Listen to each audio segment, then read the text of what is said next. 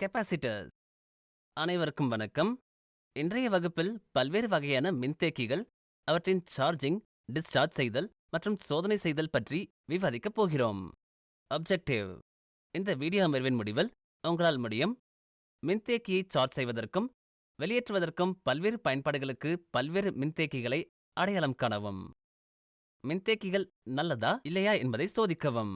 முதலில் மின்தேக்கிகள் பற்றி சுருக்கமாக விவாதிப்போம். மின்தேக்கிகள் பேட்டரிகள் போன்றவை. அவை இரண்டும் மின் ஆற்றலை சேமித்து வெளியிடுகின்றன. மின்கலங்கள் மின்சார ஆற்றலை ரசாயன ஆற்றலாக சேமிக்கின்றன. அதே சமயம் மின்தேக்கிகள் மின்சக்தியை மின்னியல் புலத்தின் வடிவத்தில் சேமிக்கின்றன. ஒரு மின்னியல் புலம் ஒன்றுமில்லை, இரண்டு பிரிக்கப்பட்ட கடத்திகள் வெவ்வேறு மின் கட்டணங்களை கொண்டிருக்கும் போது அவற்றுக்கிடையே ஒரு மின்னியல் புலம் உள்ளது. மின்னியல் சக்திகள்தான் இரண்டு பொருள்கள் வெவ்வேறு கட்டணங்களை கொண்டிருந்தால் அவை ஒன்றையொன்று ஈர்க்கின்றன. இரண்டு பொருள்கள் ஒரே ஒரு மின்னோட்டத்தை கொண்டிருந்தால் அவை ஒன்றையொன்று விரட்டுகின்றன. மின்னியல் கட்டணங்களில் சில எடுத்துக்காட்டுகள்: உங்கள் தலைமுடியில் பிளாஸ்டிக் சீப்பை இயக்கி சில காகித துண்டுகளுக்கு அருகில் வைத்தால் நிலையான மின்சாரம் செயல்படுவதை காணலாம்.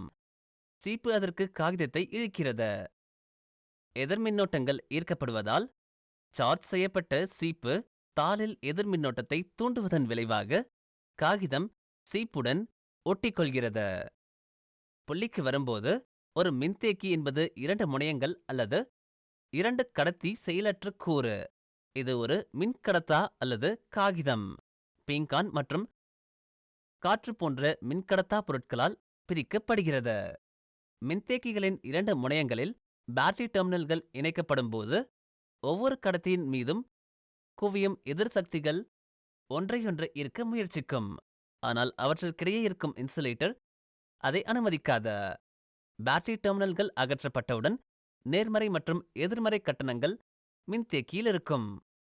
விளக்கின் குறுக்கே ஒரு விளக்கு இணைக்கப்பட்டால் சேமிக்கப்பட்ட கட்டணங்கள் சுமைக்கு ஒரு பாதையை பெறும்.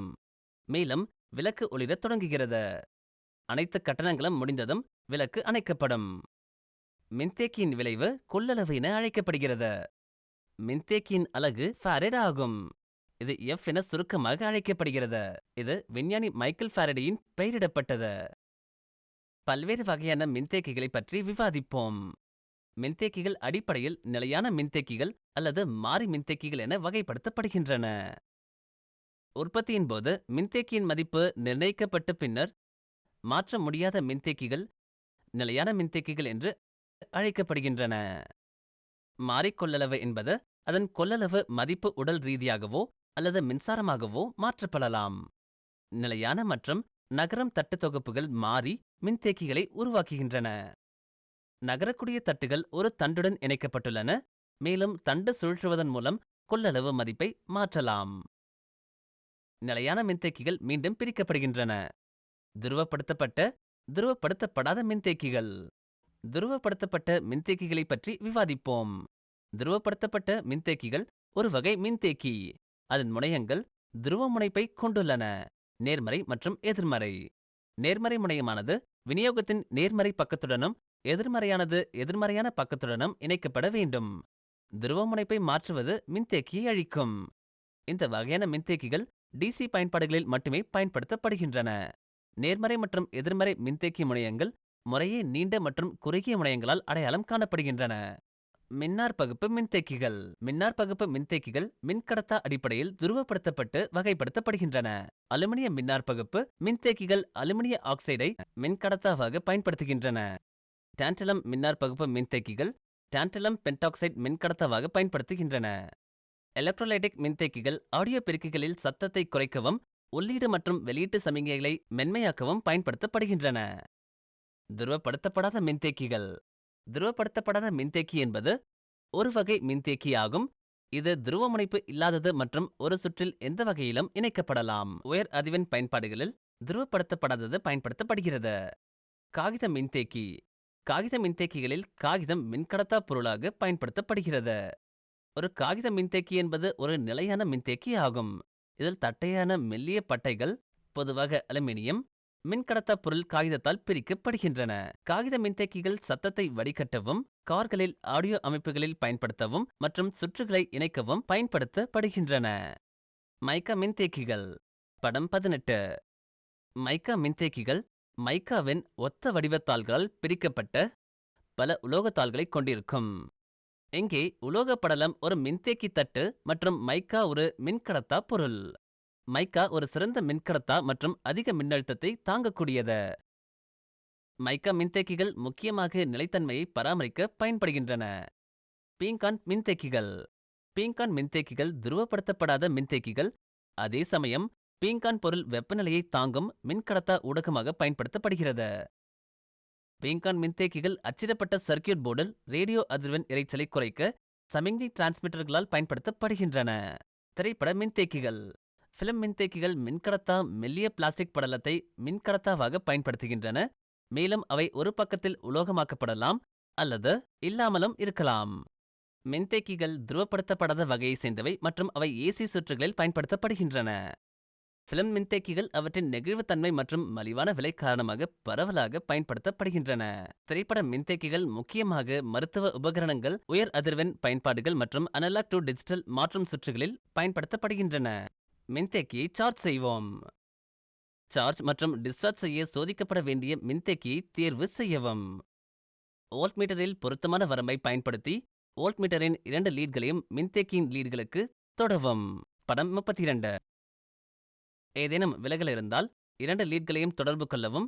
போதுமான நீண்ட எதிர்ப்பு மூலம் வெளியேற்ற நேரம் மின்தேக்கி மீண்டும் ஒரு வோல்ட்மீட்டருடன் முழுமையாக வெளியேற்றப்படுவதை உறுதி செய்க. படம் 33. மின்னழுத்த மூலத்துடன் சார்ஜ் செய்யப்பட வேண்டிய மின்தேக்கியை ஒரு மின்தடை, ஒரு அம்மீட்டர் மற்றும் ஒரு சுவிட்ச் மூலம் இணைக்கவும். படம் 34. மின்தேக்கிக்கு இணையாக வோல்ட்மீட்டரை இணைக்கவும். படம் 35. மின்னார் பகுப்பு மின்தேக்கியின் விஷயத்தில் சரியான துருவமுனைப்புகளுடன் பொருத்தமான கருவியை பயன்படுத்தவும். எஸ் சுவிட்சை மூடிவிட்டு வோல்ட்மீட்டர் மற்றும் அம்மீட்டர் அளவீடுகளை கவனிக்கவும். உடனடியாக அம்மீட்டர் வாசிப்பு வேகமாக அதிகரித்து படிப்படியாக குறைவதை நீங்கள் காணலாம். மேலும் வோல்ட்மீட்டர் வாசிப்பு 0 இருந்தது. படம் 37. சில வினாடிகளுக்கு பிறகு வோல்ட்மீட்டர் வாசிப்பு மூல மின்னழுத்தத்திற்கு சமமாக இருக்கும், மேலும் அம்மீட்டர் வாசிப்பு 0 மாறும். மின்தேக்கி முழுமையாக சார்ஜ் செய்யப்பட்டுள்ளதை இது காட்டுகிறது. படி 6. எஸ் சுவிட்சை திறக்கவும். வெளியேற்றத்தை பற்றி விவாதிப்போம்.